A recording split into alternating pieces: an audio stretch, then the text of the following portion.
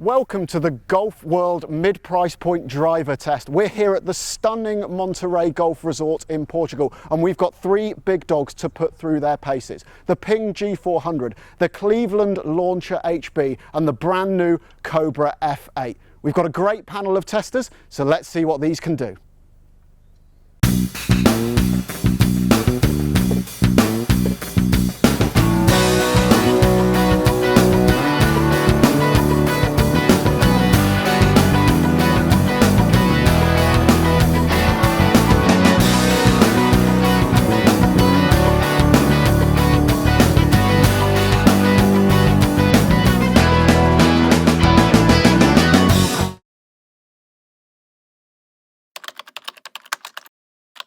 They've done a great job here, and I tell you why. They've increased the MOI on this. They've pushed the weight all the way to the back. A lovely big tungsten chip right at the back of the head, right where you need it, right at the back of the driver, where it holds the driver stable through impact. Brings in a huge MOI story, which is the moment of inertia, which basically keeps the driver stable and square as possible through impact, and especially on off-center hits. They've done a lovely job in terms of this driver. They've still brought in that, the exoskeletal design where they've stripped weight out of where it's not needed and just kept in the strengthening bars. They've put that nice sort of turbulators across the head where it drafts the air and keeps the club quick, but also reduces noise and speed acceleration problems at the back of the driver where it's needed as well. I have to say, off the face, this thing sounded crisp, solid. They've re-engineered their face as well to get a little bit more quickness out of it, a little bit more responsive. I have to say, super job, Ping. Very impressed with this driver this year. You can't ever fault the performance from the club, which again, through the data we got from TrackMan, this came out on top for me. The dispersion was really tight. The distance was a lot longer than any other club. Looking down on the top of it, it's got a nice matte finish.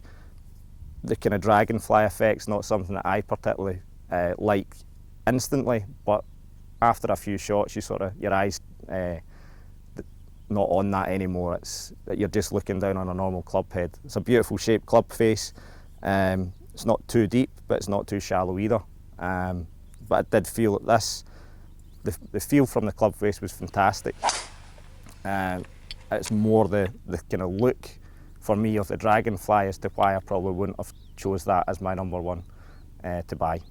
So the interesting thing about Ping drivers for me is that I've always liked the look of them, I've always liked the feel of them at address, I've always liked the balance, I've always liked the sound, I've always liked the shot shape, but I've never really been enamoured with the distance. I've always felt that they've lagged a little bit behind some of the other competitors in terms of distance off the tee. So I was really excited to try this G400 and see how it stacked up, and I was really, really surprised.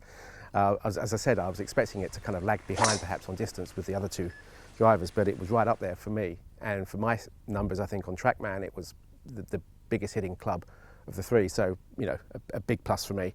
In terms of the styling, I really like the sole design. You put this club side by side with the previous version, and it's miles apart. It's much sleeker, it's much more modern, it's beautifully styled, and I actually quite like the Dragonfly design on the crown.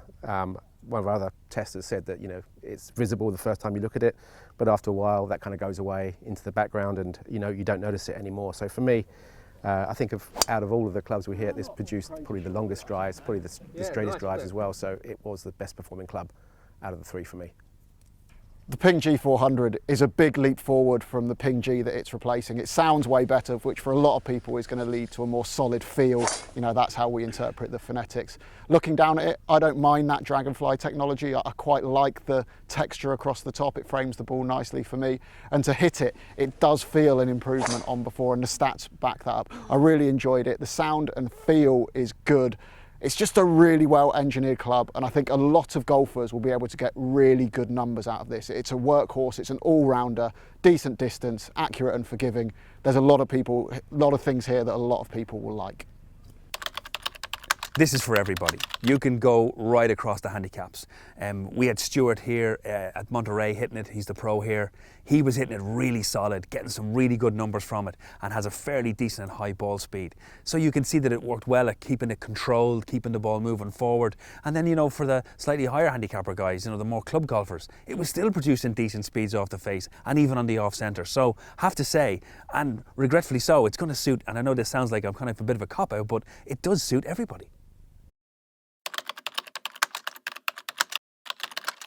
this thing actually has a little bit more than that it delivers from the surface. It has a high bore technology, which regretfully, I've been around long enough to know what that means, and I was around in the sort of early 2000s when it first came out, when they had that sort of scooped crown that people will remember. What that does is it lowers and pulls the CG low and back, which creates a high launch and low spin. So these guys were actually high launching it and low spinning it before anyone in their market knew what that meant. So they actually are slightly more ahead of the curve than you think. For a plug-and-play product, really interesting. Phenomenal feel off this. I mean, real strikes well, hot off the face. Has a phenomenal Miyazaki shaft in it, which is a lovely quadrant flex product, really good as a standard shaft. It can't be got. It's a Japanese only product, so delivers in terms of feel and quality and control. And then off the head itself, phenomenal, I have to say. That high launching, low spinning design, and as a plug and play product, I have to say, ticked all the boxes. First impressions reminds me very much of sort of the older high bore models. Again, it's not the most unattractive driver to look down on. For me, I did find it very spinny, very high launch angle, but again, that could have just been down to the shaft and how it was performing for me rather than for the other golfer. But for the price point and the golfer that it's aimed at, I think it could be a total market changer. Well, I was fortunate enough to go out to LA a couple of months ago when the club was first launched, and had a chance to chat with the R&D guys who built the club, and it's almost like this club was built for me. You know, it's aimed at a club golfer who swings at about 95 to 100 miles an hour, loses it a little bit right, and doesn't want the fuss of the adjustability of a driver. I'm not that techie, not that really into that side of golf, so it's a plug and play product that you can take straight out and not worry about the settings. I don't particularly want to try and work the ball. I'm not trying to shape the shot from left to right or right to left. I just want to stand up and hit it. And for me, it's an absolute blockbuster of a driver. It does all of that stuff for me.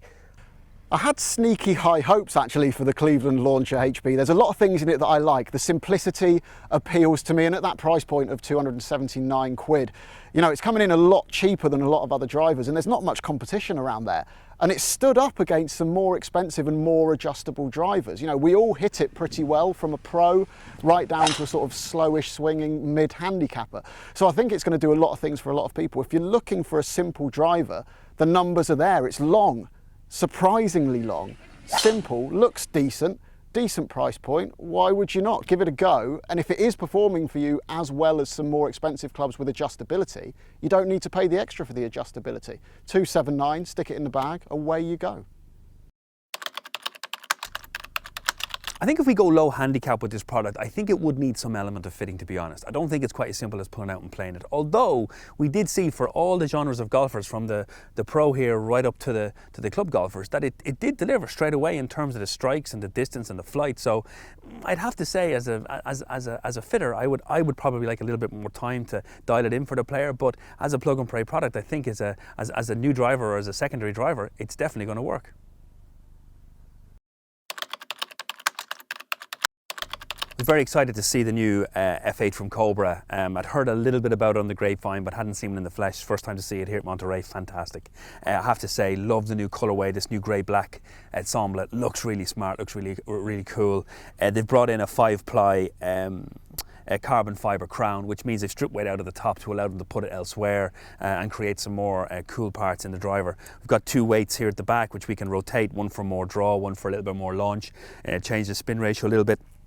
And also this year they've brought the Arcos back in, so it's a connected product, which means you can connect it to your phone and it'll give you information based on your drives per round and where you've landed and so forth and so on. Very cool bit of technology. So again, it's moving in that direction where we're going to have this switched on type of a technology where you get more feedback from how you're playing.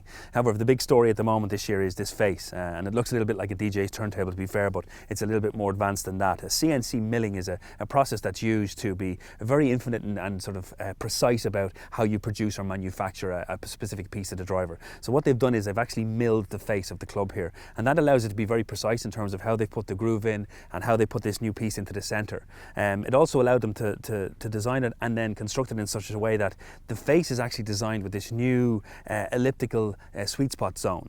what Cobra have found is by analysing lots of different drives and strikes, they found that most golfers, which is quite true, either miss it sort of on a more of an ellipse shape, so they've more across the face, so it's from low heel to high toe. So what they've done is by bringing in the CNC milling, they've actually been able to precisely locate this sweet spot across the face of the driver. So this will suit a much broader range of golfers that do miss it more across the face than left to right or horizontally.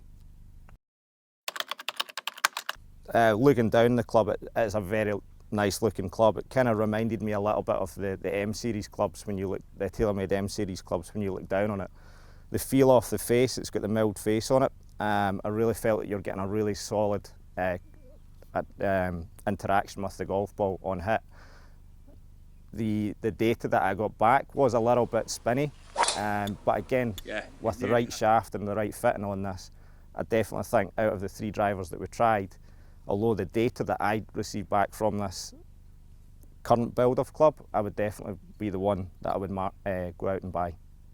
The thing about the Cobra driver for me is that, I've always wanted to like the company. It's exciting, it's new, it's innovative, but the garish colours they've used in the past and the bright colours almost prevented me from taking it seriously. So looking at this club, it's a big departure from that. It's a more subdued. I like the new grey. The juxtaposition between the grey and the black kind of carbon composite crown is great. It looks like a really polished, well-designed, solid, grown-up, serious driver, which I think is a really good move for Cobra. The face looks fantastic as well. The CNC milling in the face is intricate. It screams technology. Whether I buy into the story, I'm not quite sure yet. Again, hitting this, I wasn't really totally convinced that I was getting a massive improvement on off-centre hits. The data didn't show a massive leap. So it's probably an improvement, but probably not quite as sizable as the company claims. I've had a Cobra driver in the bag before, so I've got a bit of an affinity for the brand. I really like them, and I think this lives up to what I thought it would be. It's a cool looking thing. I like the simpler look than all the multicolours they used to have. It's a bit more of a clearer message. That face looks awesome. Don't really know if it does anything, but what I do know is it sounds and feels fantastic. It's kind of soft yet powerful for me, which is a little bit of a juxtaposition, but it makes sense in my head.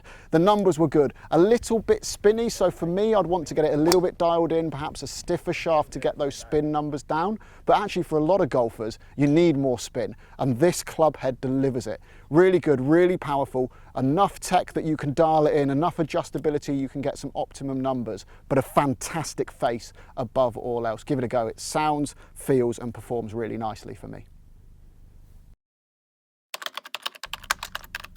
Well, it still has a lot of fitting elements here. So we have the smart pad, which allows us to adjust the MyFly window to change the loft on it and change the orientation of the shaft to get it more draw or more square. And it goes from 9 degree right up to 12 degree. And with the true weights that you can move for more draw or more launch, it actually will suit quite a broad range of player. My only fear is that a lot of golfers out there don't embrace this technology. They don't use it properly and get it dialed in. If it's there and you can use it, then get some proper advice and get it adjusted to suit the way that you hit the ball. But in terms of quality of player, it will suit pretty much everybody. This will go from low handicapper right up to high handicapper, and because of the adjustability, make sure you get it adjusted for the way that you play.